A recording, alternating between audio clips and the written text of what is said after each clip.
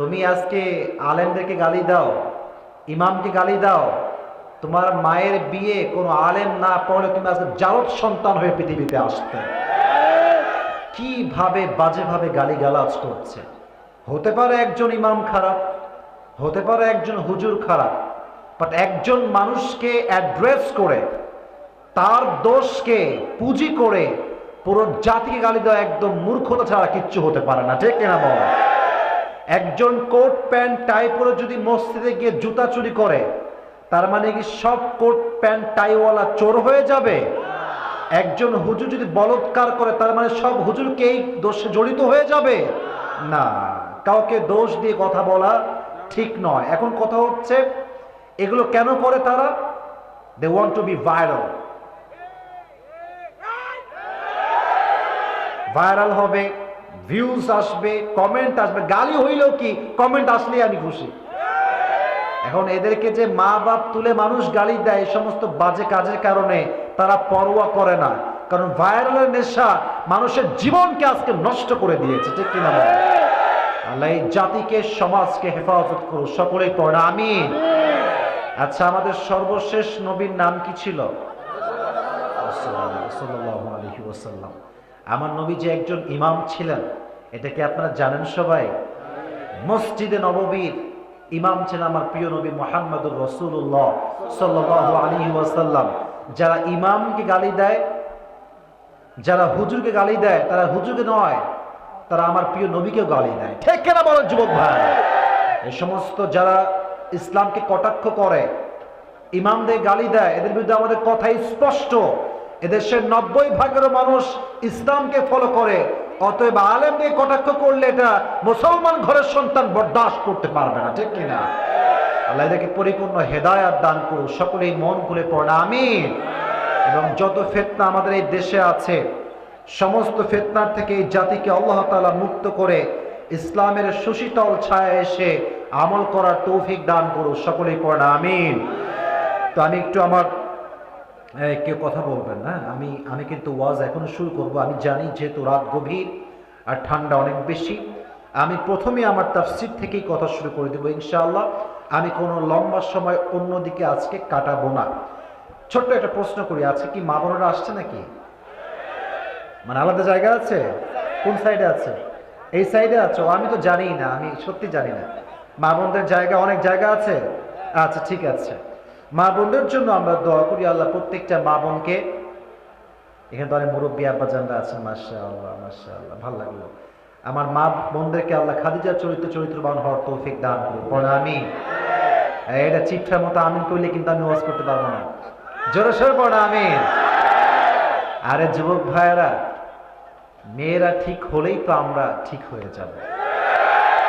আজকাল যত যুবকদের চরিত্র নষ্ট হয়েছে, তার 80% নষ্ট হয়েছে নষ্ট মেয়ের কারণেই নষ্ট হয়েছে। এখন তাই বলে সব মেয়ে খারাপ? It's not like that. সব মেয়ে খারাপ নয়। যেই মেয়েগুলো জিন্সের প্যান্ট এবং টি শার্ট পরে রাস্তাঘাটে বের হয়, আমি বারবার বলি, তার বাজে পোশাকের কারণে তার চরিত্র নষ্ট হয় তা নয়, রাস্তার সমস্ত যুবকদের চোখ নষ্ট হয়, ঈমান নষ্ট হয়ে যায় না। তবে আমার বোনেরা মাশাআল্লাহ আজকাল অনেক ভালো হয়ে গিয়েছে। অনেকে বোরকা পরে, বাট বোরকা পরলেও সমস্যা, বোরকা পরেও টিকটক করে। কই যাব? হ্যাঁ, বোরকা পরে কি টিকটক? এই বোরকা পরলে মনে হবে ইয়ার ইয়ে তো আবি কে আবি জান্নাত সে ভাগ কর আই হ্যায়।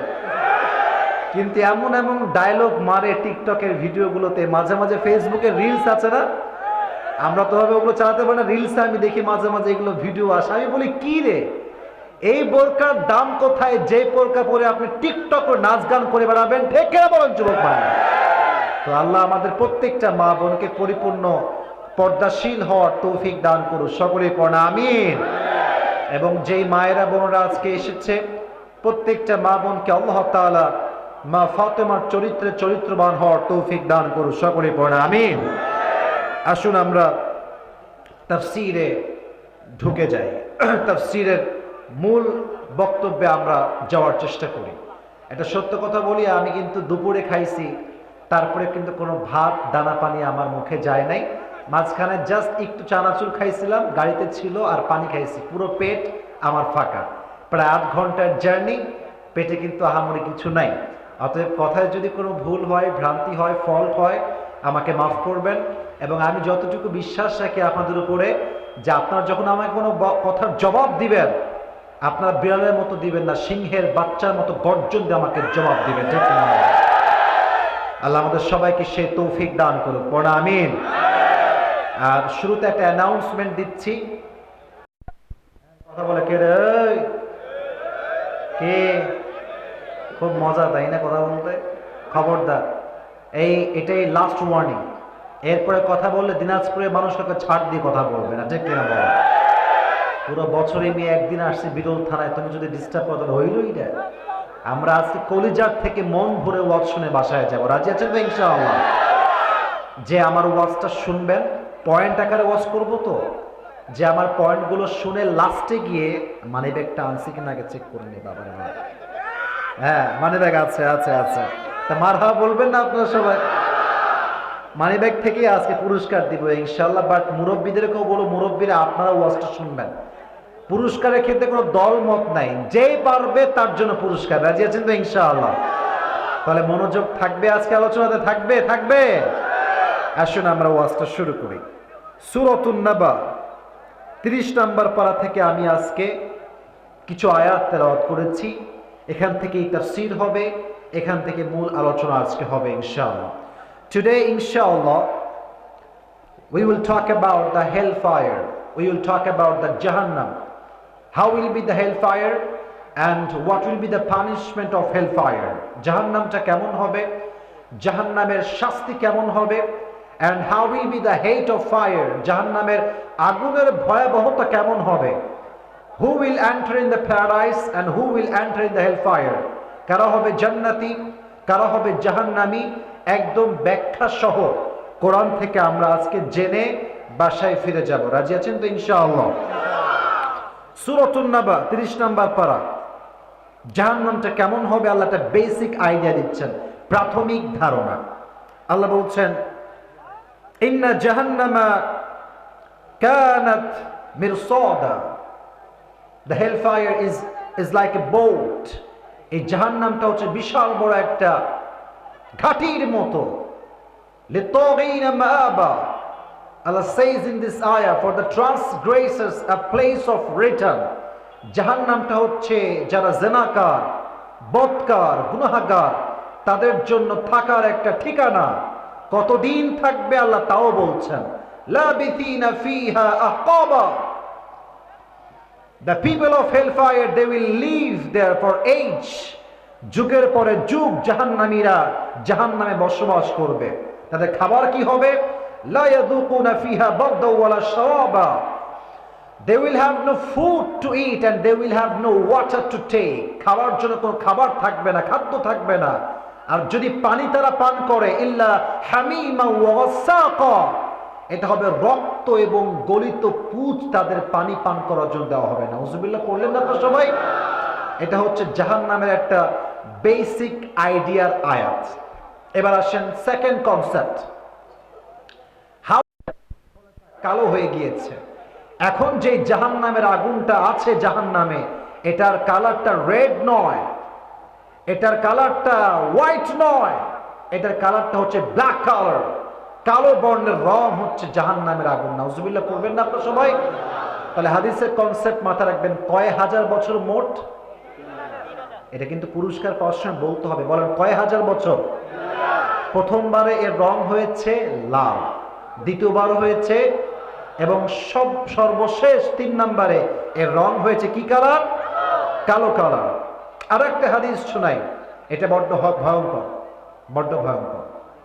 নবীজি বলছেন, আনযারতুকুম আন-নার ফামা যালা ইয়াকুলু হাত্তা লাউ কানা ফি মাকামি হাযা সামিআহু আহলুস সুক। নবীজি বলছেন, এই সাহাবা একরাম শোনো, তোমাদেরকে দেখলে আমি জাহান্নামের আগুনকে বড্ড বড্ড স্মরণ করি। যদি তোমরা কখনো কোনো অন্যায় করো, এমন এক জাহান্নামের আগুনে তোমাদেরকে নিক্ষেপ করা হবে, লাওয়াহাতুল লিল বাশার, যখনই কোনো মানুষের গায়ে জাহান্নামের আগুন স্পর্শ করবে, সঙ্গে সঙ্গে তার প্রত্যেকটা চামড়া খসে খসে খসে খসে পড়ে যাবে। নাউজুবিল্লাহ। লা তুবকি ওয়ালা তাদা।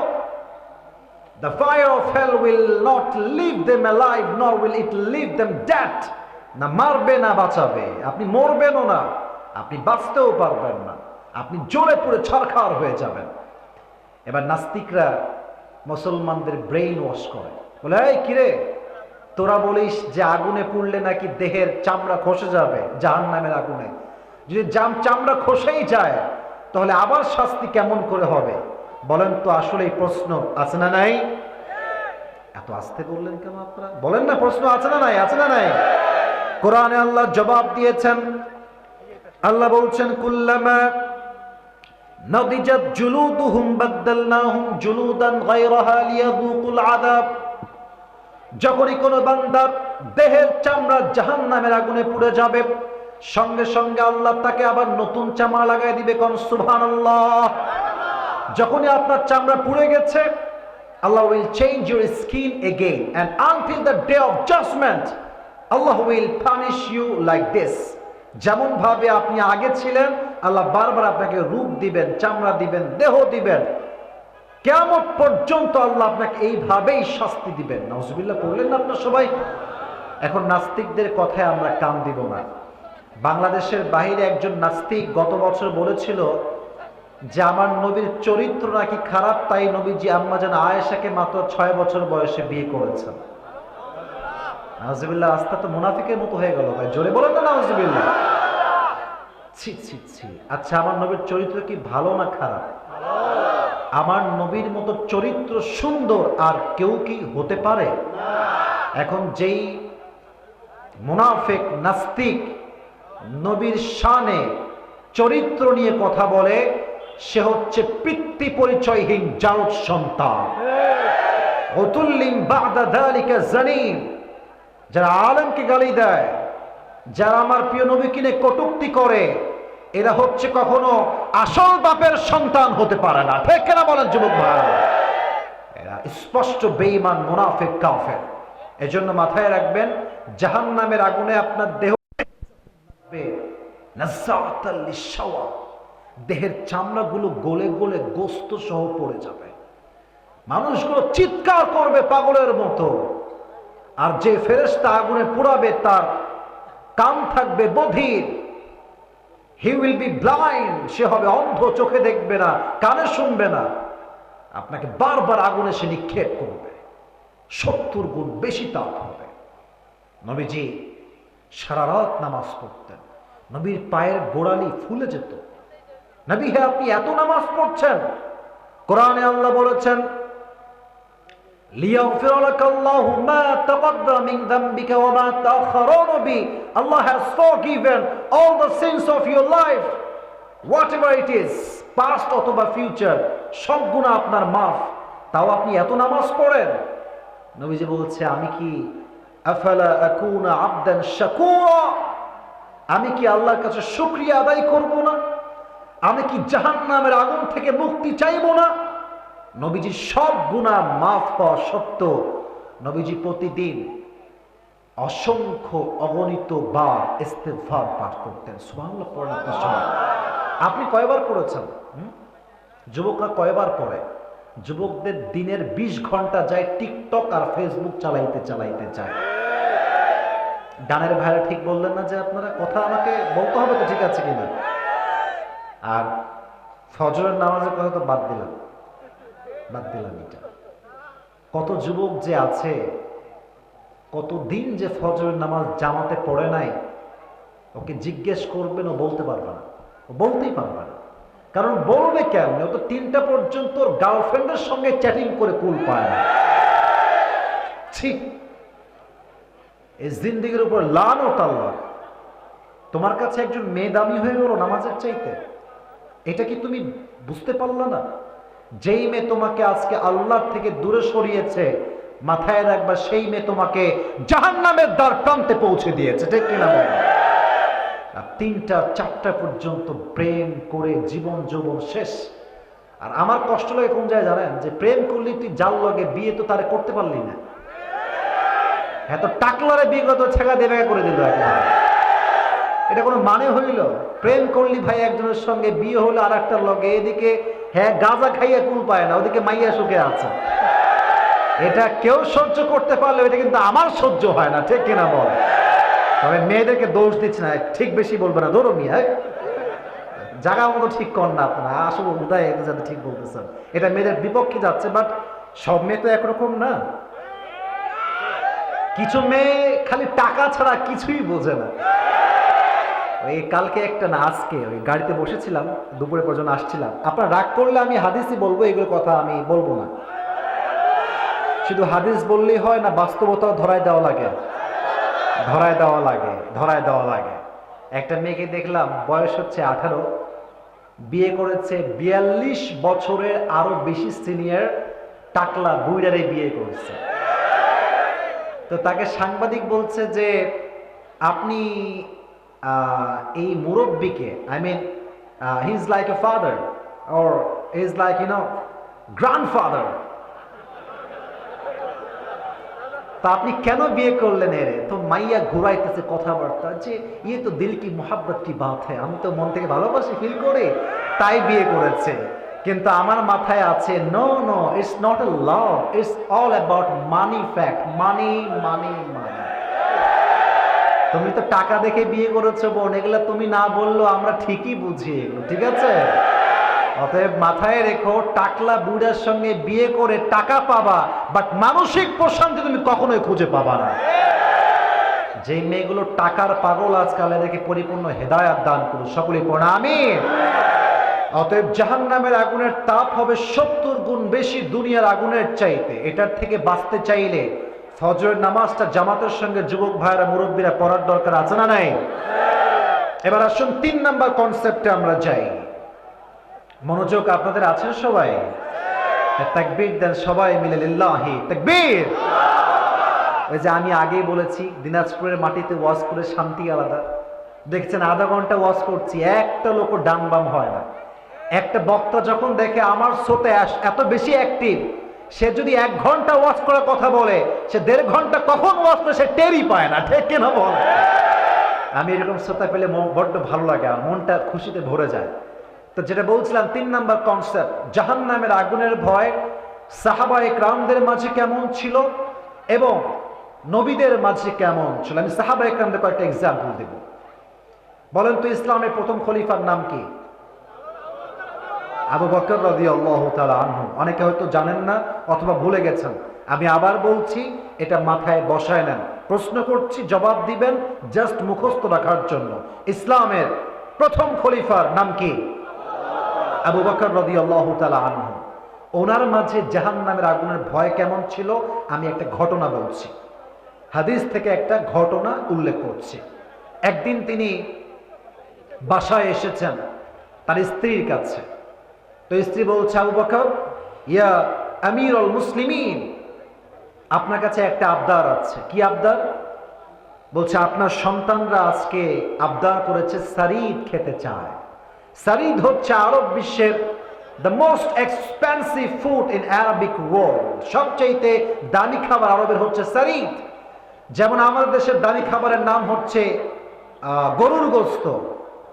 এত দাম আজকে বেড়েছে গরুর গোস্তের যে মধ্যবিত্ত পরিবারের সন্তানরা মাসে একবারও গরুর গোস্ত মুখ দেখতে পায় না, ঠিক কিনা বল? সারিদ হচ্ছে সেই রকম দামি একটা খাবার। তো বলছে, আচ্ছা আমাদের দেশের প্রধানমন্ত্রীর নাম শেখ হাসিনা। উনি যদি বলে যে গোস্ত খাওয়ার টাকা আমার কাছে নাই, আপনি কি এটা বিশ্বাস করবেন? উনি তো জাস্ট বাংলাদেশের একজন প্রধানমন্ত্রী, খলিফাতুল মুসলিমিন। এরকম বাংলাদেশের মতো কয়েকশো দেশের তিনি প্রধানমন্ত্রী। টাকা পয়সা কম থাকার কথা না বেশি থাকার কথা? বেশি, লজিকলি বেশি থাকার কথা। বাট আমি কি বলছি, একটু হাদিসের শব্দগুলো একটু মনোযোগ দেন। বলছে, বিবি নাই, আমি যে সারিদ খাওয়াবো তোমার ছেলেকে, টাকা নেই, টাকা নেই। বলছে, কি বললেন এটা? আপনার খাজানায় কোটি কোটি টাকা পড়ে আছে, আপনি যদি একটু নিয়ে খাওয়ান আপনার কি সমস্যা হবে? বলছে, অবশ্যই হবে। কেন? বলছে, জনগণের টাকা আমি মেরে খাবো আর জাহান্নামের আগুনে আল্লাহ আমাকে পুরাবে, এটা আমি চুল পরিমাণ কখনো বরদাস্ত করতে পারবো না। সুবহানাল্লাহ। সবাই খবরদার, মাফ চাই, দোয়া চাই, মাফও চাই, দোয়া চাই, যাও।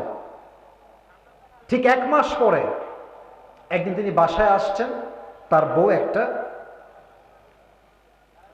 প্লেট নিয়ে আসছে, বলছে ইয়া খলিফাতুল মুসলিমিন, এই নেন, আপনার জন্য আমি সারিদ রান্না করে নিয়ে আসছি। বলছে আরে সারিদ তুমি কই পালা? আমি তো তোমাকে টাকা পয়সা কিছু দেই নাই, তুমি কোথা থেকে নিয়ে আসলে এইটা? বলছে হে আমার স্বামী, আপনি যে প্রত্যেক মাসে আমাকে মান্থলি একটা হাত খরচের টাকা দেন, ওইটা বাঁচিয়ে বাঁচিয়ে আজকে আমি আমার সন্তানের আবদার পূরণ করবার জন্য সামান্য কিছু শাড়ি বাজার থেকে ক্রয় করে নিয়ে আসছি।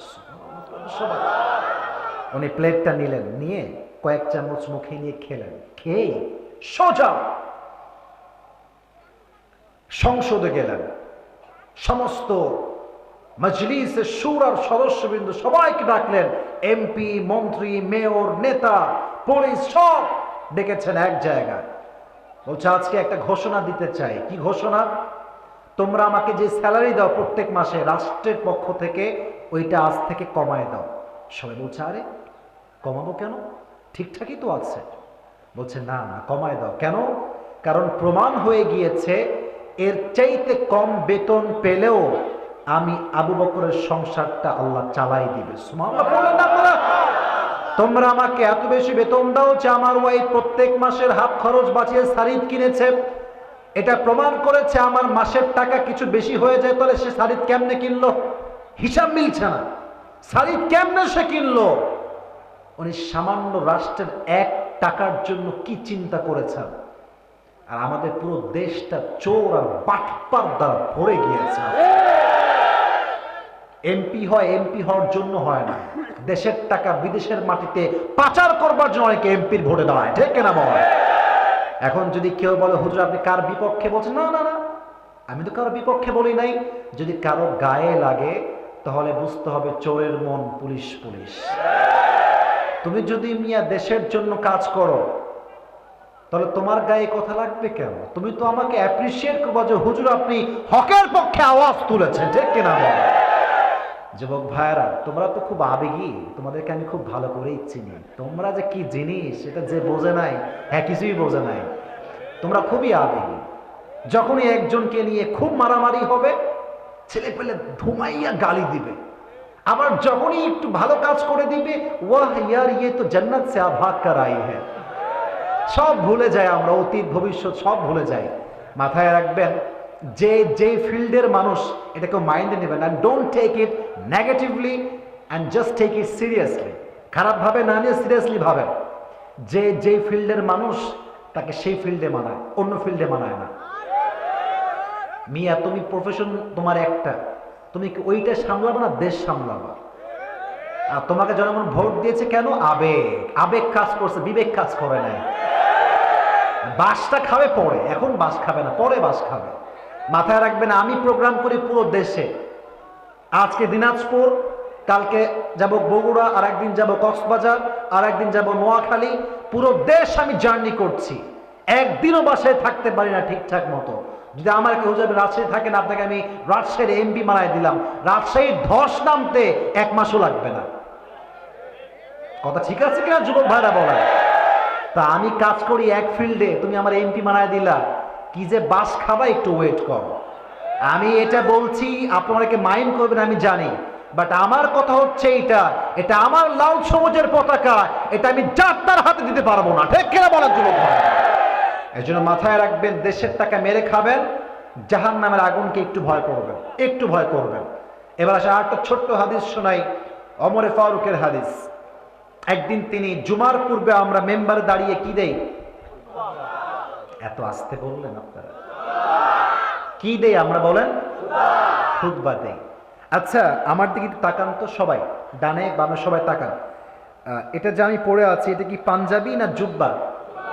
মাশাআল্লাহ, রাইট আনসার, জুব্বা। পাঞ্জাবি দেখবেন শর্টগুলো হয় এই হাঁটুর উপরে, আর লংগুলো হয় হাঁটুর একটু নিচে, বেশি লং কিন্তু হয় না। আর জুব্বা দেখবেন একদম টাকনু বরাবর আসে, একদম নিচ পর্যন্ত জুব্বা যায়।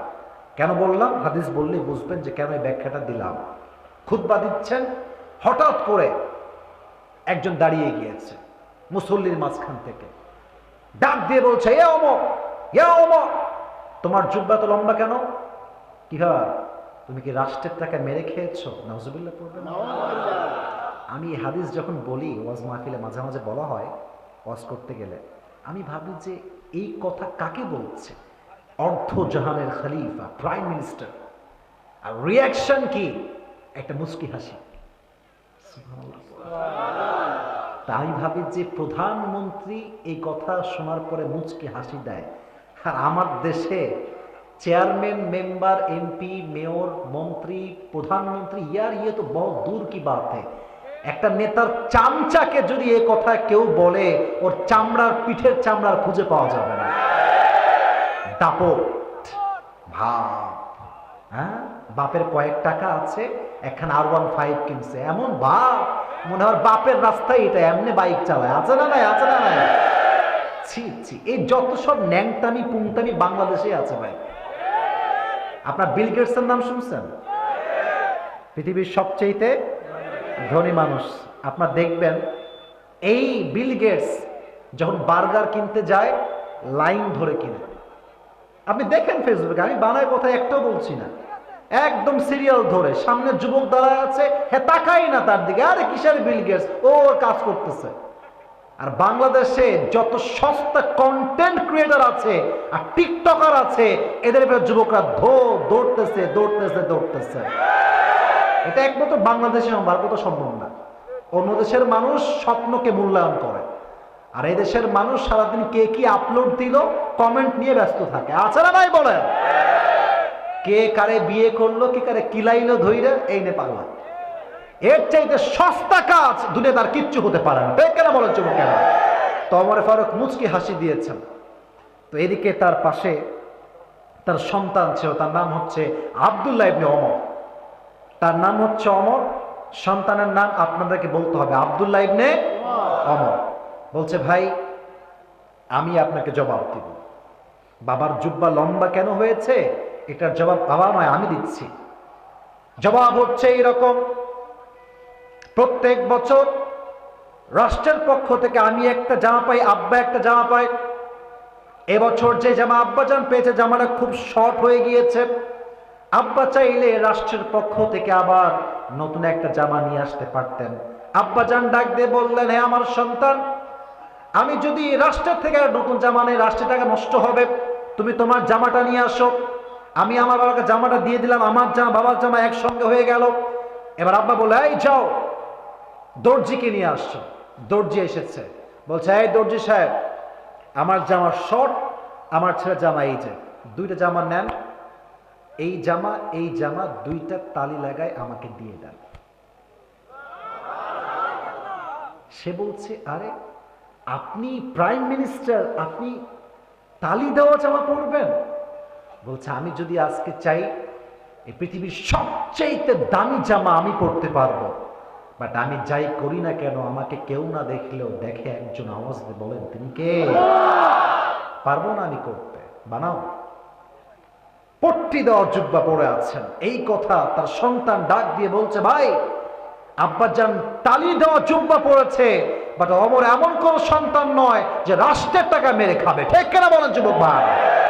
তখন তিনি খুতবার মাঝে বললেন, শোনো, আমি কেন নেই নাই নতুন জুব্বা, চাইলে নিতে পারতাম, বাট এই রাষ্ট্রের টাকা মারার কারণে যদি আল্লাহ আমাকে জাহান্নামের আগুনে নিক্ষেপ করে, আমি অমর সব সহ্য করতে পারবো, বাট জাহান্নামের আগুনে আমার চামড়াতে ঝলসে যাবে, এই তাপ আমি কখনো সহ্য করতে পারবো না। সুবহানাল্লাহ পড়ে সুবহানাল্লাহ।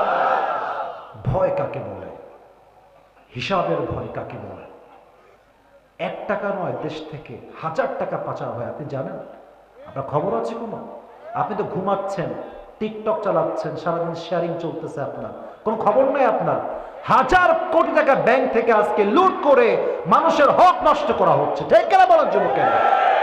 তাদেরকে জাহান্নামের আগুনের ওয়াজ শোনাবে কে? কে শোনাবে? কে বুঝাবে? আল্লাহ এদেরকে হেদায়াত দান করুন, সকলে পড়েন আমিন।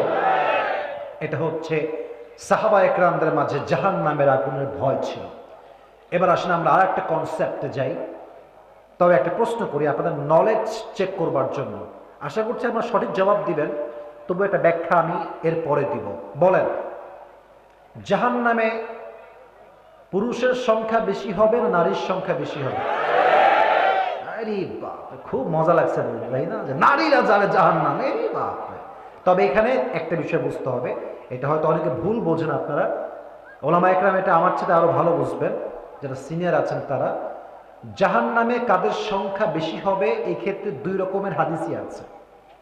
কোন হাদিসে আছে নারীরাই হবে সবচেয়ে বেশি জাহান্নামী, কোন হাদিসে আছে পুরুষরাই হবে সবচেয়ে বেশি জাহান্নামী। অতএব ঢালাও ভাবে সব নারী জাহান্নামে যাবে, আমরা চালাইয়া বেহেশতে যাব, এটা ঠিক না। যার যার আমল অনুযায়ী শেষে জান্নাত পাবে, শেষে জাহান্নাম পাবে। তবে হ্যাঁ, একটা বিষয় শিওর থাকেন, জাহান্নামে যাওয়ার সবচাইতে বড় কারণ হচ্ছে একটা, ইয়াতাসাআলুনা আনিল মুজরিমিন মা সালাকাকুম ফি সাকার ক্বালু লাম নাকু মিনাল মুসাল্লিন। কিয়ামতের ময়দানে সবাইকে, everyone will be asked about their সালাহ। প্রত্যেক মানুষকেই নামাজ সম্পর্কে জিজ্ঞেস করা হবে, আর যতজন জাহান্নামে যাবে সবার জবাব হবে একটা, যে আমি জাহান্নামে এসেছি এর প্রথম কারণ আমি নামাজি ছিলাম না। নাউজুবিল্লাহ পড়লেন না আপনারা সবাই? একটা সবচাইতে বড় কারণ, এর চাইতে বড় কারণ পৃথিবীতে আর কিচ্ছু নাই। অনেকে দেখবেন শুধু জুমার দিন আসে, বাদ বাকি দিনে রে হারি কিন্তু খুঁজে পাওয়া যায় না। আপনারা ঠিক বেঠিক বলবেন না? আছে না, আছে না? আচ্ছা, কখন জুমার দিন কখন আসে জানেন? আজানের সময় আসে না, ওয়াজের সময়ও আসে না, আরবি খুতবার সময়ও আসে না। যখন একদম একামত দেওয়া শেষ, আল্লাহু আকবার দিয়ে দাঁড়ায় গিয়েছে, কেরাত শেষ, রুকুতে যখন যাবে লুঙ্গি খুলে যাচ্ছে, বাঁধতে বাঁধতে দৌড় দিয়ে আসে। আর যখন সালাম, রাগটা করছেন নাকি আপনারা? যখন সালাম ফিরাই দিবে, আসসালামু আলাইকুম, আসসালামু আলাইকুম, যেই সালাম এটাই ফিরাবে বামের দিকে, ওর আগে লুঙ্গি তুলে দৌড় মারবে। আছে না, আছে না, আছে না, আছে না? আর সবচেয়ে বড় আফসোসের বিষয় যুবক ভাইরা, কথা একদম বুঝে ঠিক বলবা, এই বাটপার গুলো মোড়ের চায়ের দোকানে বসে আলেমদের নামে বদনাম করে বেড়ায়। এই জন্যই ঠিকই বলে যে ওরে বাটপার। এটা কি একটা অবস্থা। আর চায়ের দোকানে দেখবেন কালকেও এগুলো, ওই যে আমি ওয়াজ করলাম না, কালকেও বদনাম হবে, এই কোন হুজুর এসেছিল, কি ওয়াজ করে গেল এগুলো। আপনারা সবাই কি চান যে মদিনায় একবার যাবেন? চান সবাই? ইনশাআল্লাহ, ইনশাআল্লাহ। আসতে বললে কিন্তু আল্লাহ কবুল নাও করতে পারে, বলেন না ইনশাআল্লাহ। আপনি একটা হাদিস শোনায় আপনাকে, বান্দা যখন মন থেকে কিছু চায় আর বলে যে এটা আমি পূরণ করব ইনশাআল্লাহ, আল্লাহ বলছে ও নিয়ত করেছে ঠিক আছে, বাট ও যে ইনশাআল্লাহ বলে আমার দিকে ইচ্ছাটা ফিরাই দিল, আমি আল্লাহ ওর ইচ্ছা কবুল করে নিলাম। মানে মাঝে মাঝে বান্দার ইচ্ছাটাও যখন বান্দা আল্লাহর দিকে দিয়ে দেয় যে আল্লাহ দিলেই যাবো ইনশাআল্লাহ, আল্লাহ বলে বান্দা তোর দায়িত্ব তোর নয়, আজকে তোর দায়িত্ব আমি নিয়ে নিলাম। সুবহানাল্লাহ পড়ার সময় তো এই মদিনা মসজিদে নববীতে নামাজ যিনি পড়তেন তার নাম ছিল ওমর ফারুক রাদিয়াল্লাহু তাআলা আনহু। একদিন তিনি বসে আছেন, একজন অগ্নি উপাসক আসছে, আগুনের পূজা করে, এসে বলছে, ওমর, আমার যিনি মালিক আছে তিনি আমার কাছে প্রত্যেক দিন 6 দিরহাম চার্জ করে, আমি একজন গোলাম, এটা দেওয়া খুব কষ্টকর হয়ে যায়, তুমি একটু কমায় দাও আমার জন্য। বলছে, এই ভাই তুমি কি বানাও, তোমার চাকরি কি আমাকে আগে বলতে হবে? ওই অগ্নিবাসক বলছে, ওমর আমি ছুরি বানাই, চাকু বানাই। চাকু নাম শুনছেন সবাই? চাকু, চাকু বা ছুরি। বলছে তাই নাকি? এটাকে আরবিতে বলা হয় খঞ্জর। সবাই বলেন দেখি, এটাকে বলা হয় কি? খঞ্জর। বাংলাতে আমরা বলি চাকু বা ছুরি। বলছে তাই নাকি, তুমি ছুরি বানাও? মদিনায় তো কেউ ছুরি বানাতে পারে না, তুমি তো একমাত্র মানুষ যে চাকুর ব্যবসা করে। আর এই চাকুটা কেমন? আমার হাতের দিকে, হাতের দিকে তাকান, চাকুটা কেমন? মাকবাদাতুহু ফি ওয়াসাতি, হ্যান্ডেলটা হচ্ছে মাঝখানে, ডানেও চাকু বামেও চাকু, বিশাল লম্বা চাকু। তো আমার বলছে, তোর যে ভাই 6 দিরহাম চার্জ হয়, এটা আরো বেশি হওয়া দরকার, কারণ তুই লাখ লাখ টাকা ইনকাম করিস। এই কথা শুনে সে বলছে, ও তাই, আমি তো মুসলমান না, তাই সবার বেলায় নরম আর আমার বেলায় গরম, তাই না? দাঁড়াও, তোমার কি করতে হয় আমি দেখতেছি। সোজা কোন কথা ছাড়াই বাসায় ফিরে গিয়েছে। সারা রাত অমরকে হত্যা করার প্ল্যান করেছে, যে অমরকে আমি কেমনে হত্যা করতে পারি। মাথায় প্ল্যান আসছে, যে আমি চাকু বানাবো এবং ওমরের সোজা পেট বরাবর আঘাত করে আমি তাকে হত্যা করব। যেই প্ল্যান সেই কাজ। সারা রাত ধরে সে চাকু বানিয়েছে। যখন ফজরের আজান হয়ে গিয়েছে, ইমাম সাহেব যখন নামাজ আছেন, তার নাম হচ্ছে ওমর ফারুক রাদিয়াল্লাহু তাআলা আনহু, এসেছেন, দাঁড়িয়ে বলছেন সফু সুফুফাকুম, এই সাহাবা ইকরাম দাঁড়াও, কাতার সোজা করো, একদম কাঁধে কাঁধ মিলিয়ে দাঁড়াও। ওই মুনাফিক চলে আসছে, একদম চাদর মুড়ি দিয়ে, অগ্নি উপাসক, সে কিন্তু মুসলমান নয়, জাস্ট ওমরকে হত্যা করবার জন্য ফজরের নামাজটা পড়তে এসেছে। আমার দিকে তাকান, আমরা শীতকালে কি মুড়ি দেই? দিনাজপুরের বিরলের ভাড়া, বলেন কি মুড়ি দেই? চাদর। সে চাদর দিয়েছে কেমনে? চাদর আমার নাই, থাকলে বুঝাইতাম। চাদরটা এমনি ঢেকে, যেমন মেয়েরা নেকাব পরে না, নেকাব দেখবেন যে এই নাক বরাবর নেকাবটা উঠে, আর নেকাবের এটা এই কপাল পর্যন্ত, ভুরু পর্যন্ত আসে। ওই উপরে চাদর দিয়েছে, নামাই দিয়েছে এই পর্যন্ত, আর এই চাদরটা ঠিক নাক বরাবর দিয়ে ঘুরাই দিয়েছে। ওরে যে চেনে সেও চিনবে না, প্রথম কাতারে দাঁড়িয়ে গিয়েছে একদম। এই হচ্ছে ওমর, এই হচ্ছে মুয়াজ্জিন, তার বাম পাশে দাঁড়িয়ে আছে আবু লুলু আল মাজুসি।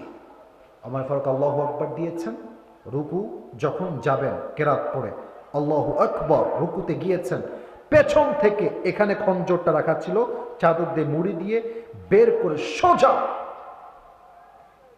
ওমরের পেটে একটা স্ট্যাবিং করছে, পোজ দিয়েছে। এইভাবে ছুরিটা ধরে 3টা পোজ দিয়েছে। একটা ভুঁড়িতে যদি 3টা পোজ চাকু দিয়ে দেওয়া হয়, ওই ভুঁড়ি কি আর ভেতরে থাকে? 3টা পোচে ওমরের পুরো ভুঁড়ি, নাড়ি, রক্ত নামাজের ভেতরে সব বের হয়ে গেছে। ওরা এমনি পড়ে গেছে ওমর ফারুক, আর চিৎকার দিয়ে বলছে কাতালানি আল কাল, আমাকে একটা কুকুর হত্যা করেছে, আমাকে বাঁচাও, আমাকে একটা কুকুর মেরে ফেলেছে, অজ্ঞান হয়ে গিয়েছে। সাহাবা একরাম তাকে ধরে দূরে নিয়ে গিয়েছে এবং তার জায়গায় আরো ইমামকে দাঁড় করানো হয়েছে। ওমর ফারুক অজ্ঞান, হি ওয়াজ কমপ্লিটলি সেন্সলেস, কোন জ্ঞান নেই, অজ্ঞান হয়ে আছে। রাষ্ট্রীয় সব ডাক্তার, চিকিৎসক সব দৌড় দিয়ে আসছে, ওমর ফারুককে বাঁচাও, রাষ্ট্রের শ্রেষ্ঠ খলিফা, he is going to die, তাকে বাঁচাও। সবাই দৌড় দিয়ে আসছে চিকিৎসা করবার জন্য। কিন্তু কষ্টের বিষয় হচ্ছে পেটের নাড়িগুলো কেটে গেছে। নাড়ি যখন কেটে যায়, মানুষ কোনো খাবার আর খেতে পারে না। যারা সায়েন্স নিয়ে পড়েছেন বা ডাক্তারি পড়েন, তারা এটা আমার সাথে ভালো বুঝবেন। পানি দিলে পানি থাকে না, দুধ দিলেও দুধ থাকে না, কোনো খাবারই পেটে থাকে না। তো যখন তাকে এইভাবে করে শোয়ায় রেখে পানি দেওয়া হচ্ছে, পানি যাচ্ছে ওমরের ভিতরে, পানি গিয়ে এই পেট কাটা সব পানি পেট থেকে বের হয়ে যাচ্ছে, পানি থাকছে না। দুধ দিচ্ছে, দুধ থাকছে না, দুধ দিচ্ছে, সব এখান থেকে বের হয়ে যাচ্ছে। রাষ্ট্রীয় চিকিৎসকরা তারা কনফার্ম হয়ে গেল যে ওমর ফারুকের হয়তোবা বাঁচার আশঙ্কা বেশি একটা নাই, শেষ। তারা ডিক্লেয়ার দিয়ে দিল যে সব তো মালিক আল্লাহ তাআলা, বাট যে সিচুয়েশন দেখছি আমরা, হয়তো Omar he is going to die, very soon he will die, মারা যাবে। যেই কথা সেই কাজ। ওমর ফারুক চোখ খুলেছে হঠাৎ করে, ধ্যানে আসছে, ইস, এই হাদিসটা আমার অন্তরে আঘাত করে। যে মানুষের পেটের নাড়ি ভুঁড়ি বের হয়ে আছে, এখনই মরে যাবে, এক্ষুনি মারা যাবে, চোখ খুলে বলতে পারতেন আমার রাষ্ট্রের কি অবস্থা, ছেলে কোথায়, মেয়ে কোথায়, মা কোথায়, একটা কথা বলেন নাই। চোখ খুলেই বলছেন, এই সাহাবা ইকরাম, আসল্লান নাস, আসল্লান নাস। আমি যখন অজ্ঞান হয়ে গেছিলাম, তখন তো আমি একটা নামাজের ইমাম ছিলাম। আমার অজ্ঞান হওয়ার পরে মানুষগুলোকে সে নামাজটা আদায় করেছে আমার পরে। মৃত্যুর আগে খবর নিল, একটা খবর, মানুষগুলো কি নামাজ পড়েছিল কিনা, পড়েছিল কিনা। তিনি মেসেজ দিলেন এইটাই, যে আমি ওমর ফারুক যা টিকিট কনফার্ম জান্নাতে যাওয়ার ব্যাপারে। জান্নাতের টিকিট কিন্তু কনফার্ম আগেই হয়ে গিয়েছে, জানেন না আপনারা সবাই? 10 জন সাহাবী জান্নাতি কনফার্ম, আল্লাহর হাবিব টিকিট দিয়েছেন কনফার্ম জান্নাতি, ওমর ফারুক তার ভিতর থেকে একজন। জান্নাত কনফার্ম, নামাজকে ভোলে নাই, আর আপনাকে কে গ্যারান্টি দিল যে আপনি আজকে নামাজ বাদ দিয়ে পাবজি ফ্রি ফায়ার খেলে বেলান? গ্যারান্টি আপনাকে কে দিয়েছে? আজান হচ্ছে মসজিদে, যুবকরা ধুমাইয়া ক্রিকেট খেলছিল আগে, এখনো খেলতেছে। মোড়ে মোড়ে বসে বসে পাবজি ফ্রি ফায়ার টিকটক করতেছে, করতেই আছে। ঠিক কেনা বলো যুবক ভাই? তোমাকে গ্যারান্টি কে দিল জান্নাতে যাওয়া? আমাকে বলো, তোমাকে গ্যারান্টি দিয়েছে? দিল কে তোমাকে গ্যারান্টি? সর্বশেষ প্রশ্ন, বলেন, আমাদের প্রিয় নবী যখন মারা যাবেন, নবীজির জীবনের সর্বশেষ শব্দ ছিল কি? হাদিসটা মনে পড়ে গেল, বলবো সবাইকে, অনুমতি দিলে বলা যাবে ইনশাআল্লাহ। আপনারা কি ঠান্ডায় বিরক্ত হয়ে গেছেন আমার উপরে? ইনশাআল্লাহ আমি আপনাদেরকে অনেক ভালোবাসি। দিনাজপুরের মানুষকে আমি এই 1.5 বছর থেকে চিনি। দিনাজপুরের মানুষের সবচেয়ে বড় বৈশিষ্ট্য হচ্ছে এরা ওয়াজকে খুব বেশি ভালোবাসে। ঠিক আছে না যুবক ভাইয়েরা? নবীজি যখন মারা যাবেন, যেই দিন মারা যাবেন, জিব্রাইল আসছে নবীজির দরজায়, ইয়া রাসূলুল্লাহ আপনি কেমন আছেন? নবীজি বলছে, জিব্রাইল আলহামদুলিল্লাহ ভালো আছি, কিন্তু আমি খুব জ্বরে আক্রান্ত, খুব জ্বর, আর মাথায় প্রচন্ড ব্যথা, ডান বাম হতে পারছে, এতটা জ্বর আমার। নবীজি জ্বরে আক্রান্ত, কাতরাচ্ছেন কষ্টে। তো জিব্রাইল বলছে, নবী ছোট্ট একটা কথা বলতাম, পারমিশন লাগবে আপনার। বলছে বলো, সমস্যা নেই বলো। নবী গেটের বাহিরে একজন গেস্ট এসেছেন, মেহমান, আপনার কাছে আসার জন্য পারমিশন চায়। বলছে নিয়ে আসো আমার কাছে। এসেছে, এসেই বলছে, আসসালামু আলাইকা ইয়া রাহমাতাল লিল আলামিন। ও নবী, আপনাকে আল্লাহ সালাম দিয়েছেন, আমিও আপনাকে সালাম পেশ করলাম। যে সালাম দিয়েছে সেকেন্ড টাইম, সে কোনো সাধারণ ফেরেশতা নয়, সে হচ্ছে মালাকুল মউত। আল্লাহু আকবার। নবীজি বলছে, মালাকুল মউত কেন আসছে? জিব্রাইলকে বলছে। তো জিব্রাইল বলছে, নবী তাকেই বলেন কেন আসছে? তো সে বলছে, নবী হ্যাঁ, আমি তো কোথাও একা একা যাই না, নিজ ইচ্ছায় যাই না, আমাকে পাঠানোর মালিক তো এক সত্তা, তিনি কে? আল্লাহ। আল্লাহ আমাকে পাঠিয়েছেন নবী। তবে নবী, আল্লাহ কিন্তু আমার একটা কথা বলছে আপনাকে বলার জন্য। বলছে কি বলো? আল্লাহ বলছেন যে নবীকে গিয়ে বলবা, নবী আপনি কি যেতে চান নাকি চান না? যদি যেতে চান নিয়ে যাব, যদি বলেন যে আমি যেতে চাই না, তুমি আমার পেয়ারা হাবিবকে ওখানে রেখে আবার ফেরত চলে আসবা। এগুলো শুনলে না মানে এই ভেতরে হার্টবিটটা ধুকধুক করে আমার। আচ্ছা, আপনারা সবাই পাকিস্তানের একজন টপ ফেমাস স্কলার, বড় একজন আলেম, তারিক জামিল নাম শুনছেন আপনারা সবাই? ভালোবাসি মানুষটাকে আমি। যেহেতু আমি কওমি মাদ্রাসায় পড়াশোনা করেছি লম্বা সময়, উর্দু ভাষা আমার কাছে প্রায় বাংলা ভাষার মতোই, পড়তেও পারি, লিখতেও পারি, পরিপূর্ণ টোটালি বুঝতেও পারি। তো ওনাকে আমি খুব শুনি, ওনার বক্তব্যে একটি প্রভাব আছে। মনে রাখবেন, আলেম হচ্ছে সবচেয়ে বড় আলেম সে আলেম যার কথা শুনলেই দিনের পথে ফিরে আসতে মনে চায়। ওনার কথা শুনলে আমার দিনকে ভালোবাসতে মনে চায়। উনি এই হাদিসটাই, লম্বা হাদিস তো, আমি তো রাত যেহেতু গভীর প্রেসাইজলি বলছি, এই হাদিসের এই অংশ উনি একটা বাক্য বলেছিলেন, যেটা আমি মাঝে মাঝে বলি। উনি বললেন যে जिस इंसान के पास मौत भी पूछ कर आती है कि मैं आऊं या ना आऊं, मैं उस इंसान से मोहब्बत ना करूं तो किससे मोहब्बत करूं। এর অর্থ হচ্ছে, উনি বললেন যেখানে যেই ব্যক্তির কাছে মৃত্যুটাও পারমিশন চায়, may I come in sir, আমি কি আসবো, আমি সেই নবীকে ভালো না বাসলে মেসি এবং নেইমারকে কোন বিবেকে আমি ভালোবাসবো? আমার আদর্শের জায়গায় তোমার প্রিয় নবী মুহাম্মদুর রাসূলুল্লাহ সাল্লাল্লাহু আলাইহি ওয়াসাল্লাম। নবীজি এই কথা শুনে একটু মুচকি হাসি দিলেন। আমাদের এখানে অনেক যুবক ভাইরা ডানে বামে, মুরব্বীরাও আছে, যুবকরাও আছে। মনে করেন 10 জন ফ্রেন্ড বিরল থানার মাঝে বসে গল্প করছে, এই চল আমরা এই মাসে, জানুয়ারি মাসে শেষের দিকে কক্সবাজারে যাব। 10 জন বন্ধু বসে আছে। 10 জন বন্ধু বসে থাকলে কিন্তু সবাই সবার বেস্ট ফ্রেন্ড হয় না, এক একজনের বেস্ট ফ্রেন্ড এক একজন। তো একটা পরামর্শ হচ্ছে, দেখবেন যে যার বেস্ট ফ্রেন্ড সে তারে বলে, মামা তুই যাবি নাকি মামা? তো বেস্ট ফ্রেন্ড যদি বলে সিগন্যাল, ইয়েস মামা আমি যাবো, বলে আর আমিও যাবো। তাহলে ঠিক কেন বলেন যুবক ভাই? তো নবীর যিনি বেস্ট ফ্রেন্ড ছিলেন তিনি হচ্ছেন জিবরাইল আলাইহিস সালাতু ওয়াস সালাম। সুবহানাল্লাহ পড়লেন না সবাই? নবীজি এবার চোখ তুলে জিবরাইল দিকে তাই বললেন, জিবরাইল তুমি কি বলছো, আমার কি করা দরকার, তুমি বলবা যা তাই আমি করব। জিবরাইল বলছে, নবী আমার মন বলে যে আল্লাহ আরশে আজিমে আপনাকে এক পলক দেখার জন্য অপেক্ষায় আছে, আপনার সাক্ষাৎ আল্লাহ চায়, গেলেই মনে হয় ভালো হয়। নবীজি বুঝে গেলেন যে আমার যাওয়ার সময় হয়তো বা ঘনিয়ে এসেছে। সঙ্গে সঙ্গে তিনি বললেন, এই না আয়েশা, আমার বউ আয়েশা কোথায়, আমার কাছে আসো আয়েশা। যখন আয়েশা নবীর কাছে আসছে, বলছে, আয়েশা তোমাকে না আমি কয়েক টুকরা স্বর্ণের টুকরা দিয়েছিলাম, কোথায় স্বর্ণগুলো? বলছে আছে, যত্ন করে রেখে দিয়েছি নবী, কি চান বলেন। ইস, ইস। নবীজি বলছে, এখন এই মুহূর্তে সব স্বর্ণগুলো আল্লাহ রাস্তায় দান করে দাও, এক্ষুনি দান করে দাও, এক্ষুনি। তো আয়েশা একটু বউ তো একটু হিটলারি না করলে মন ভরে না আর কি।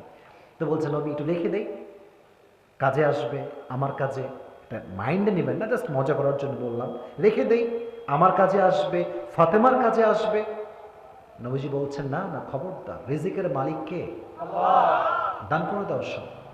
কারণ আমি নবীজি আল্লাহর কাছে এমন অবস্থায় যেতে চাই যখন আমার কাছে এক চুল পরিমাণ কোনো সম্পদ ছিল না। সুবহানাল্লাহ পড়েন সবাই। যারা আপনারা এসেছেন আজকে মাহফিলে, আমরা বেশিরভাগই মনে হয়, মানে আমি সহ আমরা সবাই আমার মধ্যবিত্ত পরিবারের সন্তান সবাই, আবার অনেকে গরিবও আছে। তো আফসোস করবেন না ভাই, একটা ছোট্ট হাদিস বলি, গরিব যারা হবে, অর্থ সম্পদ যাদের কম হবে, কিয়ামতের দিন এদের হিসাব সহজ হবে। সুবহানাল্লাহ, একটু পড়তে হবে তো মন করে।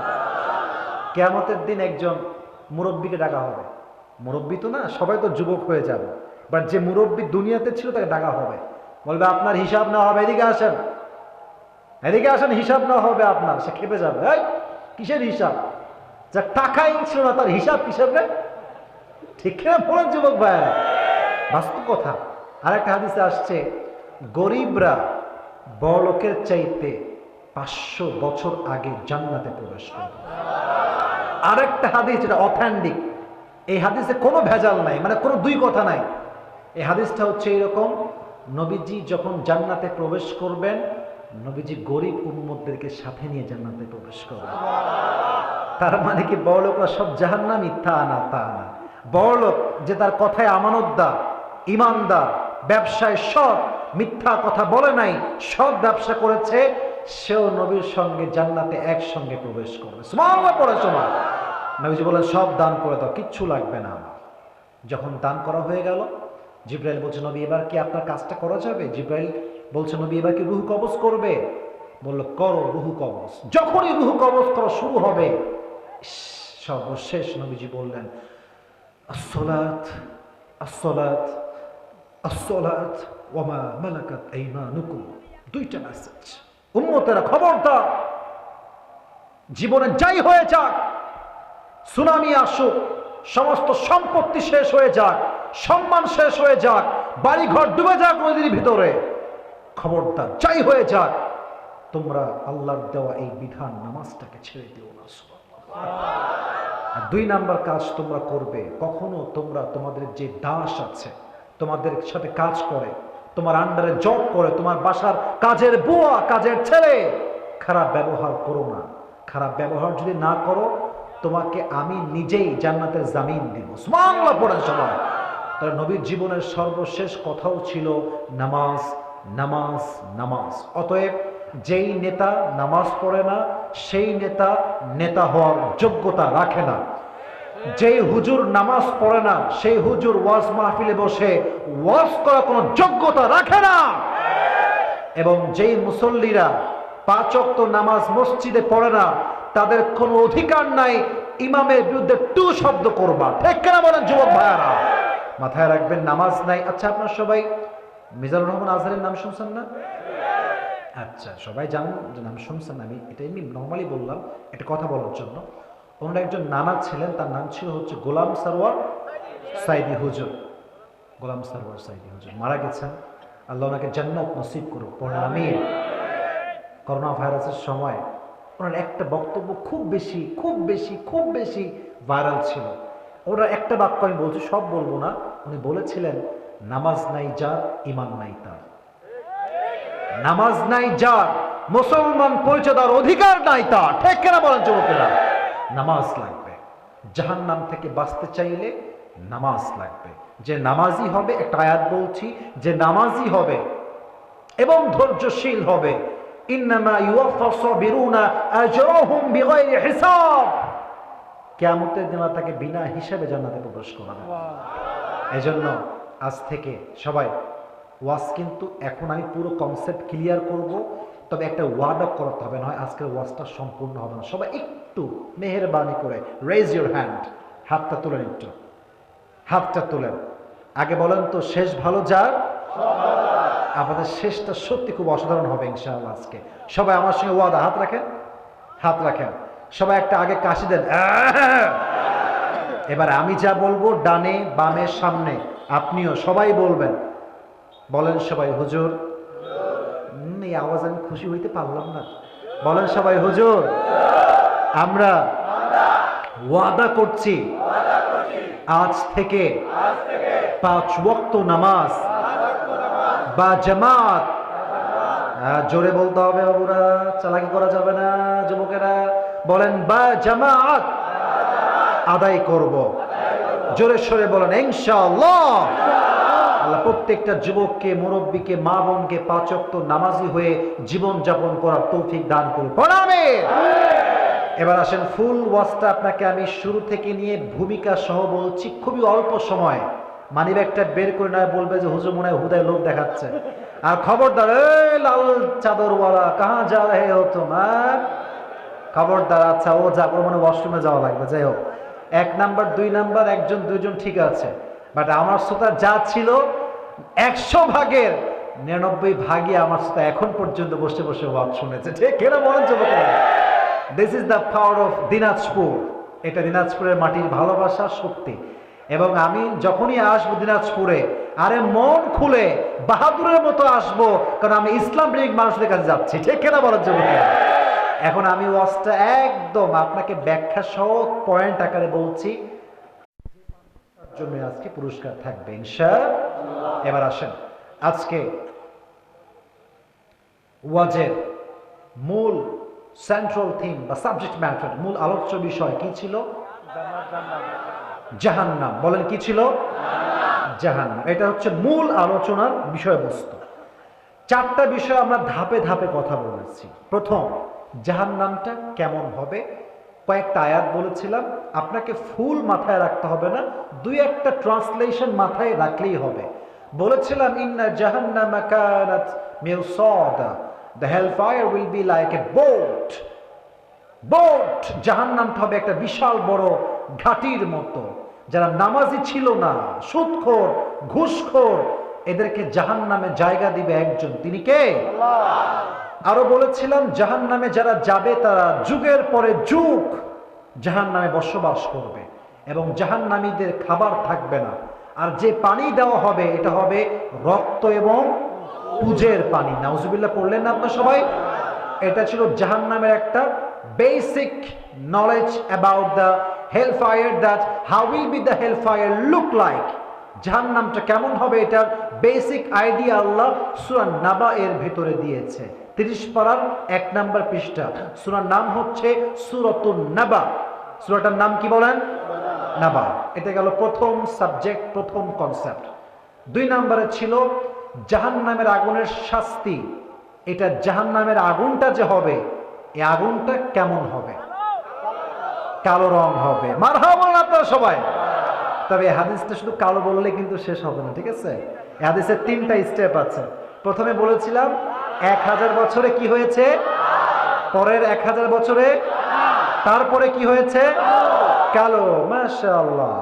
আরেকটা হাদিস বলেছিলাম, নবীজি বলতেন, এই সাহাবা একরাম, জাহান্নামের আগুনকে বড্ড তোমাদের জন্য ভয় পাই, কারণ এই জাহান্নামের আগুন যখন দেহের চামড়াতে স্পর্শ করবে, চামড়াগুলো কি হবে? খসে খসে পড়ে যাবে। অতএব জাহান্নামের আগুনের তাপ কম হবে না বেশি হবে? এবং তাপ কত বেশি হবে তাও বলেছিলাম। দুনিয়ার আগুনের চাইতে জাহান্নামের আগুনের তাপ কত বেশি হবে? মাশাআল্লাহ, এই হচ্ছে আমার শ্রোতা। মারহাবা বলেন আপনারা সবাই। এটা হচ্ছে জাহান্নামের আগুনের ভয়াবহতা। 3 নাম্বার কনসেপ্ট ছিল সাহাবা একরামদের মাঝে জাহান্নামের আগুনের ভয় কেমন ছিল। 2 জন সাহাবীর নাম বলেছি, খুবই সহজে বলেছি।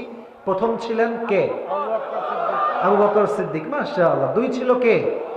ওমর ফারুক রাদিয়াল্লাহু তাআলা আনহু। হাদিসগুলো একদম প্রেসাইজলি জাস্ট মেসেজটা বলছি। আবু বকর সারিদ কিনতে চাইলে কিনতে পারতেন, বাট কেনেন নাই। ভয়টা কিসের? জাহান্নামের আগুনের ভয়। কেনেন নাই, বরং তার যে বেতনটা ছিল ওইটা আরো বাড়াই দিয়েছেন, তাই না? বাড়াইছেন না কমাইছেন? আর ঘোষণা দিয়েছেন জাহান্নামের আগুনের ভয় যারা আছে সে রাষ্ট্রের 1 পয়সা মেরে খাওয়ার কোনো সুযোগ পাবে না। ঠিক না বল? নাম্বার 1 হাদিস আবু বকরকে নিয়ে জাহান্নামের আগুনের ভয় কেমন ছিল। 2 নাম্বার হাদিস ছিল ওমর ফারুক রাদিয়াল্লাহু তাআলা আনহুকে নিয়ে। তিনি একবার মেম্বারে দাঁড়িয়ে কি দিচ্ছিলেন? শুনি নাই, বলেন কি দিচ্ছিলেন? তো একজন দাঁড়িয়ে বলল, ওমর তোমার এটা কি? এটা জুব্বা এত ঝুল কেন, লম্বা কেন?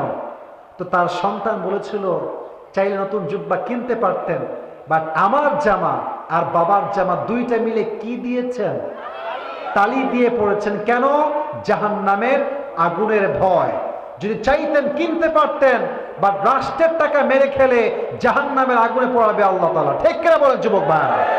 উনি নতুন জুব্বা কিনেন না। এই ছিল জাহান্নামের আগুনের ভয় সাহাবা একরামদের মাঝে কেমন ছিল। এটা কয় নাম্বার বিষয় গেল? 3 নাম্বার। বলেন কয় নাম্বার?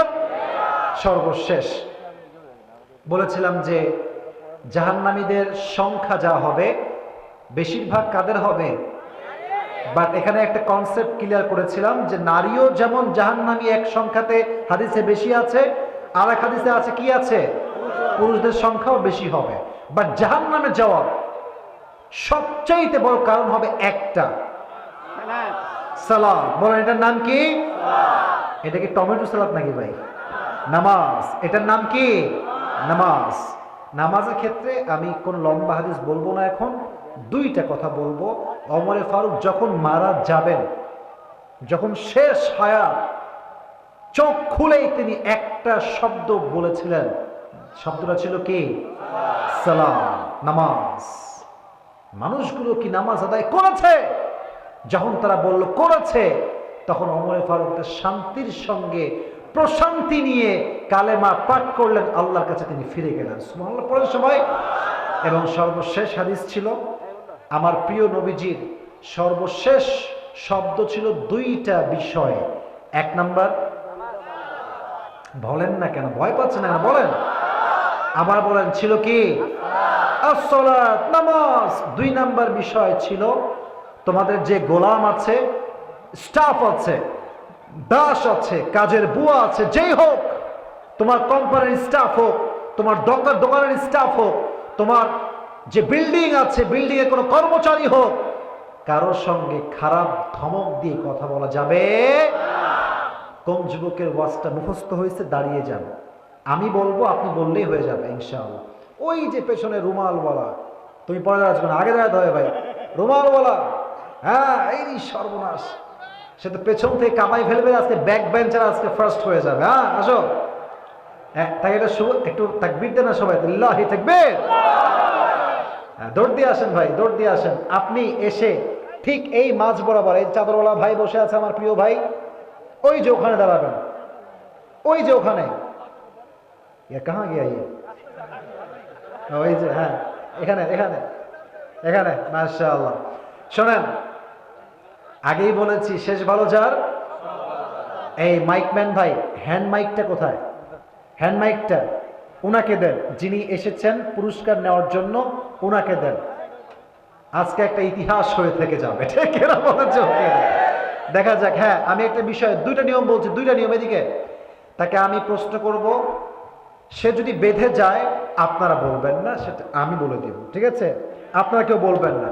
আর বলার ক্ষেত্রে 2বার সুযোগ দেওয়া হবে। যদি সে না পারে তো তাকে সুযোগ দেওয়া হবে, যদি সে না পারে আরো একজন সুযোগ দেবো। বাট এটা হয়তো বেশি আসবে না হয়তো বা, ইনশাআল্লাহ। বাট আমার বিশ্বাস আছে দিনাজপুরের ছেলেরা সব ব্রিলিয়ান্ট ছেলে পেলে, ঠিক কিনা বলেন যুবকেরা? ও পারবে ইনশাআল্লাহ। সবাইকে একটা সালাম দেন আপনি। আসসালামু আলাইকুম। ওয়ালাইকুম আসসালাম ওয়া বারাকাতুহু। মাশাআল্লাহ। তোমার নাম কি ভাই? আমার নাম মোহাম্মদ তারেক ইসলাম। কিসে পড়ো তুমি? আমি এবার ইন্টার ফার্স্ট ইয়ারে। ইন্টার ফার্স্ট ইয়ারে পড়ো। মাশাআল্লাহ।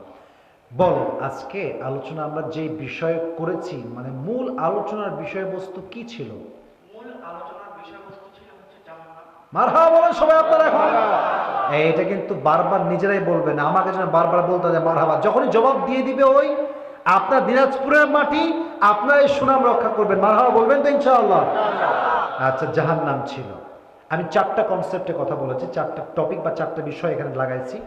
1 নাম্বার বিষয় ছিল জাহান্নামটা কেমন হবে। এক্ষেত্রে বেসিক নলেজ একটা আয়াতের কিছু ট্রান্সলেশন বলেছিলাম, তুমি কিছু অংশ বলো। মানে পুরো কনসেপ্টটা একটু হালকা করে। হ্যাঁ বলো, একটু বললেই হবে, সমস্যা নেই। প্রথম কনসেপ্টটা হচ্ছে সূরা নাবা থেকে 30 নম্বর পারা প্রথম নম্বরের পৃষ্ঠা। মারহাবা বলেন সবাই। তো এখানে জাহান্নামের অবস্থা নিয়ে আলোচনা করা হয়েছে। যেমন আপনি যে প্রথম কনসেপ্টটা বললেন সেটা হচ্ছে জাহান্নাম সম্পর্কে। যেমন জাহান্নামে যুগে যুগে জাহান্নামে যুগে যুগে মানুষ থাকতে হবে। হ্যাঁ, থাকতে হবে। মানুষকে জাহান্নামে যুগে যুগে থাকতে হবে। হ্যাঁ, ঠিক এবং আছে। 2 নাম্বার যেটা কনসেপ্ট, সেই কনসেপ্টটা হচ্ছে যে জাহান্নামের আগুনটাকে আল্লাহ তাআলা হাজার হাজার বছর ভাবে পুরা। না না, ওইটা না, ওইটা তো পরের বিষয়। জাহান্নামের তোমার ঠিক আছে, ও একটু বলতে পারছে, আমি বলেছি পরিপূর্ণ বলতে হবে না, কারণ আমি একজন আলেম স্কলার, আমার সেন্স আমার ব্রেইন ওর মতো কাজ করবে না, আবার আমার ব্রেইন যেটা আছে ওটা ওর কাছে নাই, অত ওকে ছাড় না দিলেও কিন্তু আছে, পুরস্কার পাবে না। তো প্রথমটা ঠিক আছে যে লিত্তাগীনা মাআবা লাবিথিনা ফিহা আহকাবা, যুগের পরে যুগ মানুষ জাহান্নামে বসবাস করবে। তুই একটা বিষয়ে বাদ গে, যেমন জাহান্নামটা হবে একটা ঘাটির মতো, হ্যাঁ, খাদ্য থাকবে না, যে পানি দেওয়া হবে এটা হবে রক্ত এবং পুজের পানি। সব বলতে হবে না, এটা তাকবীর দেন, লিল্লাহি তাকবীর। প্রথম ঠিক আছে, তুমি মাশাআল্লাহ সূরার নাম, পারা নাম, পৃষ্ঠা সব বলেছে, মাশাআল্লাহ। 2 নাম্বার ছিল যে জাহান্নামের আগুনের ভয়াবহতা কেমন হবে। তুমি সেই ক্ষেত্রে নবীজির একটা হাদিস বলো যে আগুনের ভয়াবহতা কত বেশি হবে। যে হাদিস তোমার মাথায় আছে একটা বললেই হবে ইনশাআল্লাহ। এই অনেকগুলো হাদিস বলেছি না আমি? অনেকগুলো হাদিস বলেছি। তো তুমি জাহান্নামে আগুনকে যে পুরানো হয়েছে সময় ধরে কত, ওটা বলো একটু দেখি। প্রথমে 1000 বছর ধরে পুরানো হয়, তখন আগুনের রংটা হয় লাল। এরপরে আবার 1000 বছর ধরে পুরানো হয়, তারপরে এর রংটা হয় সাদা, এবং পরবর্তী 1000 বছর পুরানো হয়, এর রংটা হয় কালো। মারহাবা বলেন সবাই। একটা হাদিস হয়ে গিয়েছে। আর ছোট্ট প্রশ্ন, তোমাকে এত চাপ না লাগবে না, আমি আছি তোমার সাথে man. You don't need to be frustrated, okay? You have nothing to be worried. আমি তোমার সাথে আছি। তুমি বলো, দুনিয়ার আগুনের চাইতে জাহান্নামের তাপটা কত গুণ বেশি হবে?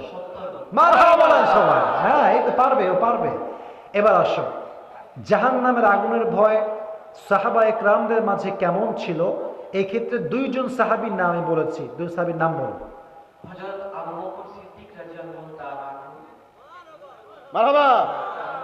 হ্যাঁ, আরেকজন। হ্যাঁ পারবে, কে রে? টাকা বের করে নিব পকেট থেকে, কিন্তু খবরদার। মারহাবা। মারহাবা বলেন সবাই। পারছে পারছে। আবু বকরের ক্ষেত্রে বলেছিলাম যে ওনার সন্তানরা একটা খাবার খেতে চেয়েছিল, খাবারটা কি ছিল? হ্যাঁ হ্যাঁ, ঠিক আছে, সারিফ সারিফ, ঠিক আছে। তুমি বলো যে উনি কি দিয়েছিলেন খাবারটা কিনে? না, উনি দিতে পারেনি, কিন্তু ওনার ওয়াইফ তার মানে জমানো টাকা থেকে তার সন্তানকে সারিফ খাওয়াইছিল। পরে তিনি কি করেছিলেন?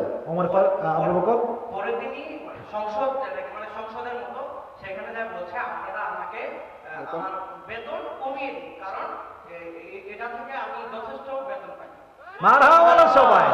মানে তাই তো বেতন কমাতে হবে কেন? কারণ আমার টাকা বাঁচলো কেন, সারিফ কিনতে পারলো কেন, তার মানে এর চাইতে কম বেতন আমার সংসার হবে একজন, তিনি কে? এবার বলো 2 নাম্বার সাহাবীর নাম ছিল কি? হযরত, তুমি তো এখনই বললা নামটা, ওমরে ফারুক। ঠিক আছে, ওটা আর বলতে হবে না, ওর মাথায় মানে একটু লজ্জা পাচ্ছে, এতগুলো লোক, এদিকে মাইক্রোফোন, এদিকে ক্যামেরা, এত সহজ না। তো একটু বুঝাই দেই, এই যে আমি আসিফ, এই যে এতগুলো মাইক্রোফোন, এত মিডিয়া, এত লোক কথা বলি, আর 2-1টা কথা স্লিপ অফ টাং ভুলভাল হইতে পারে না? কিন্তু হুজুররাও মাশাআল্লাহ একেবারে ক্যামেরা নিয়ে বসে আছে, খালি আসি ভুল করলি হয়, বাস কোন দিক দেওয়া লাগে এটা আমরা রেডি আছে। ঠিক কিনা বলছো ভাইয়েরা? তারা বোঝে না যে একটা মানুষ এই যে লম্বা 10 ঘন্টা 12 ঘন্টার জার্নি করে যায়, 2-1টা কথা ভুলভাল হইতে স্বাভাবিক ব্যাপার এটা। তো মুসলমানরা আজকে মুসলমানদের শত্রু হয়ে গিয়েছে, তাই ফিলিস্তিনের মতো প্রত্যেকটা কান্ট্রিতে মুসলমানরা আজকে নির্যাতনের শিকার হচ্ছে। ঠিক কিনা বলেন যুবক ভাই? তো যুবক ভাই বলো, ওমরে ফারুকের জামার যে হাদিসটা এটা একটু বলো দেখি। হযরত ওমর ফারুক রাদিয়াল্লাহু তাআলা আনহু দুই বেলা করে খুতবা দিচ্ছেন। হ্যাঁ, তারপরে তার যে মানে পোশাকটা ছিল, মানে রাষ্ট্রীয় গ্রন্থাগার থেকে যে পোশাকটা পায় সেই পোশাকটা মানে একটু লম্বা হয়েছে। খাটো হওয়া, ও ওটা তো হ্যাঁ ঠিক আছে, এবার ঠিক আছে, ঠিক আছে। হয়ে যায়। তখন সেই সাহাবীকে অন্যান্য সাহাবীরা প্রশ্ন করে যে আপনার সেই জুব্বাটি কেন এত লম্বা? হ্যাঁ। তখন তার সন্তান, পুরো নাম বলতে পারতেছি না, হ্যাঁ, নাম বলতে হবে না। হ্যাঁ, এই তোমার হাওয়া বলেন সবাই। পারছে। দাঁড়িয়ে বলে যে আমার পিতার কাপড় এত লম্বা কারণ আমি আমার জামা থেকে আমার পিতাকে তালি দেওয়ার জন্য ব্যবস্থা করি। মারহাবা বলেন সবাই। তো উনি চাইলে নতুন জামা কিনতে পারতেন, কিনলেন না কেন? কারণ যেন রাষ্ট্রীয় গ্রন্থাগার যেন অপচয় না হয়। মারহাবা বলেন সবাই। ঠিক আছে, এই তো ওর 3 নাম্বারটাও মাশাআল্লাহ ঠিকঠাক, আর 4 নাম্বারটা এত সহজ, ও না পারলেও পারবে, সমস্যা নাই। আমি বলেছিলাম নামাজের কথা, তাই না? নামাজের ক্ষেত্রে আমি নামাজের গুরুত্ব বোঝাবার স্বার্থে 2টি কথা, 2টি হাদিস বলেছি। এক হচ্ছে ওমর ফারুকের হাদিসটা। তুমি বলো, ওমর ফারুক যখন মারা যাবেন তার শেষ অবস্থায় কি হয়েছিল সেটা বলো। ওমর ফারুক রাদিয়াল্লাহু তাআলা আনহু যখন মারা যাবে তখন তার মানে নারী কিছু ছিদ্র হয়ে যায় এবং সমস্ত ডাক্তার তাকে আসে, পানি পান করায়, দুধ পান করায়, কিন্তু সেগুলো তার পেটে থাকে না। থাকে না। কারণ তার নারী গুলো সব কাটা যায়, এর ফলে সেগুলো বের হয়ে যায়। যখন সে মারা যাওয়ার অবস্থা থাকে তখন তার মুখ দিয়ে একটি বাক্য উচ্চারণ করে, সে বাক্যটা হচ্ছে সালাম। মারহাবা বলেন। ও কিন্তু অনেক বলছে, হাদিসে অনেক অংশ বলে দিয়েছে। মাশাআল্লাহ, তুমি এমনি মোটামুটি পাস। সর্বশেষ আমাদের শেষ নবীর হাদিসটা, মৃত্যুর সময় উনি 2টা মেসেজ দিয়েছেন, 2টা মেসেজ জাস্ট বললে ইনশাআল্লাহ। রাসূলুল্লাহ সাল্লাল্লাহু আলাইহি সাল্লাম। আজরাইল আলাইহিস সালাম আসে এবং তাকে সালাম দেয়। হ্যাঁ আসসালামু আলাইকুম ইয়া রাসূলুল্লাহ। হ্যাঁ তখন তিনি আয়েশা রাদিয়াল্লাহু তাআলা আনহাকে ডাক দেয় এবং তার সমস্ত সম্পদ যেগুলো আয়েশা স্বর্ণ ছিল, হ্যাঁ সোনার যে খণ্ডগুলো ছিল সেগুলো দান করে দিতে বলে। কারণ রাসূলুল্লাহ সাল্লাল্লাহু আলাইহি ওয়াসাল্লাম একটু সম্পদ নিয়েও মৃত্যুবরণ করতে চান। মারহাবা বলেন সবাই।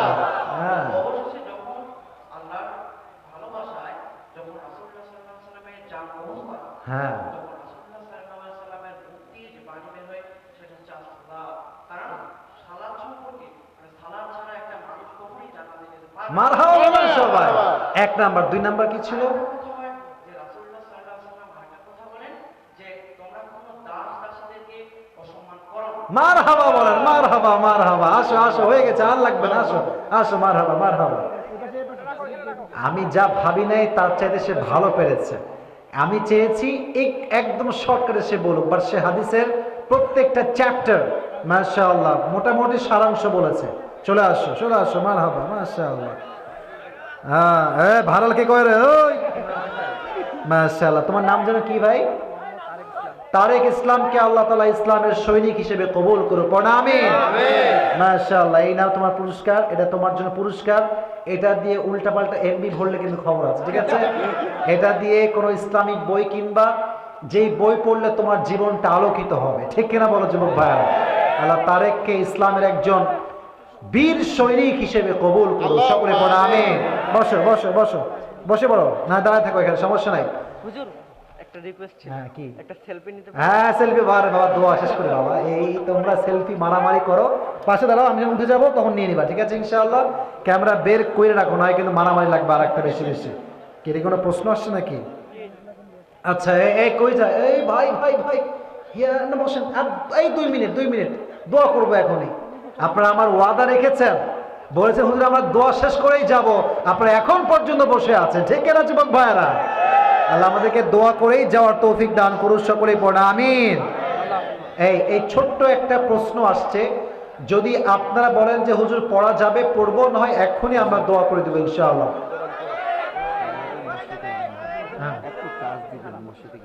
আচ্ছা, ঠিক আছে, বুঝতে পেরেছি। আমি শুধু রুমালটা পড়াবো। কই যায় ওই 3 জন? কই যায়? এই যে বসো, এখন দোয়া করবো। না ছি, এটা দিনাজপুরে বদনাম হবে। না বসে পড়ো। আমি আমার ওয়াদা, প্রশ্ন আমি পড়বো না এখন, প্রশ্ন আর পড়ছি না, বসে পড়ো। আচ্ছা শোনেন, আচ্ছা আপনাদের আব্দুল আমি রাখবো। শোনেন, আমি বলি, আগে আমার কথা শুনবেন তো নাকি? আগে সবাই 2টো হাত তোলেন, সবাই বলেন হুজুর, বলেন হুজুর। আমরা যেহেতু শেষ করেছি, আমরা দোয়া না করে, আরে ভাই কন্যা দোয়া না করে কেউ যাব না, বলেন ইনশাআল্লাহ। হাত নামান। আচ্ছা বলেন, একটা প্রশ্ন করি, এই মাহফিলটা আগামীতেও হোক, এটা আমরা সবাই চাই কি চাই না? শোনেন, ছোট মাহফিল আজকে হয়েছে, আগামীতে আরো বড় মাহফিল হবে। যে কমিটি আজকে আমাকে নিয়ে আসছে, আপনারা সহযোগিতা করবেন, মসজিদ বড় করবেন, বেশি বেশি দান করবেন। যদি আজহারি বাংলাদেশে আসে, আজকে আমি আসছি, নেক্সট ইয়ার আজকে ইনশাআল্লাহ আজহারিও এই মাঠে আসবে, ঠিক কিনা বলা চলবে? এটা আপনাদের সহযোগিতা লাগবে। তো এই মুহূর্তে যারা এসেছেন, যেহেতু আপনারা ওয়াদা করেছেন আগামীতে মাহফিল আমরা চাই, চাই কে কে? দুটি হাত তুলে আল্লাহকে দেখায় দেন। এই হাতটা উপরে রাখেন সবাই। এখন কিছু ভলান্টিয়ার্স ভাইয়েরা যাবেন, তারা যখন রুমাল নিয়ে যাবে সবাই পকেটে হাত দেন, পকেটে। জানি আদায় হয়েছে, যা আছে পকেটে, ভাড়ার টাকা বাদ দিয়ে 50, 100, 200, 500, 1000, whatever you have, try your best, যতটুকু দেওয়া যায় দিয়ে দিবেন ইনশাআল্লাহ। যান, খুব দ্রুত যান ইনশাআল্লাহ। তাহলে এর ফাঁকে আমি প্রশ্ন করবো ইনশাআল্লাহ, এর ফাঁকে নাকি দোয়া করে দিব ইনশাআল্লাহ? একজন যদি উঠে যায়, ওর লুঙ্গিটা টান দিয়ে ধরে রাখবে ওকে, খবরদার কেউ যেতে পারবে না আজকে, খবরদার দোয়া করে যাবে ইনশাআল্লাহ। সবাই তাকবীর দেন, লিল্লাহি তাকবীর। প্রশ্ন দিয়েছে হুজুর আসসালাম, এটা আগে করতে হয়, শুরুতে করলে ভালো হতো। হুজুর আসসালামু আলাইকুম। ওয়ালাইকুম আসসালাম। হুজুর, অত্র এলাকা সহ আশেপাশে বিভিন্ন জায়গায় ডিসেম্বর এবং জানুয়ারি মাসে প্রচুর পরিমাণে গান বাজনা করা হয়, এ কথা কি ঠিক আছে নাকি যুবক ভাইরা? এটা এই গান বাজনার কারণে মানুষ কতটা খারাপ কাজে লিপ্ত হয় এবং ঈমান কতটা দুর্বল হয়, এদের শাস্তি কেমন হবে এবং এদের শেষ পরিণতি কি হবে, এই বিষয়ে সে জানতে চায়। আচ্ছা শোনেন, আমি এদিকে তো স্টেজ ভেঙে যাবে ভাই, এই সেলফির ভিড়ে স্টেজ ভেঙে যাবে। তো তোমরা বসো না, আমি জবাব দিচ্ছি তো, বসে পড়ো ভাই। আমার জবাব মাথায় রাখবেন, আল গিনা ইউমবিতুন নিফাক ফিল কলব। এই গানটা মানুষের হৃদয়ে নেফাক তৈরি করে। আর নেফাক হচ্ছে এমন একটা জিনিস, এই নেফাকটা মানুষের ঈমানটাকে পরিপূর্ণ ধ্বংস করে ধূলিসাৎ করে দেয়, ঠিক কিনা বলেন যুবক ভাইরা? এবং শুধুমাত্র যে গানের কনসার্ট হয় তা নয়, দোকানে বাজায়, সেলুনে বাজায়, অটোতে বাজায়, রাস্তাঘাটে গান বাজনা বাজিয়ে ঘুরিয়ে বেড়ায়, ঠিক কিনা বলেন যুবক ভাইরা? এই যে বিয়ে বাড়িতে বেশি বাড়ায় দেয় না, বিয়ের বাড়িতে মাথায় রাখবেন, যে বিয়ের বাড়িতে গান বাজনা বেশি হয়, ওই বিয়েতে ডিভোর্স তত বেশি হয়, ঠিক আছে না যুবক ভাইরা কথাটা? আল্লাহ আমাদের সবাইকে, উম্মতকে গান বাজনা থেকে হেফাজত করুন, সকলেই পড়েন আমিন।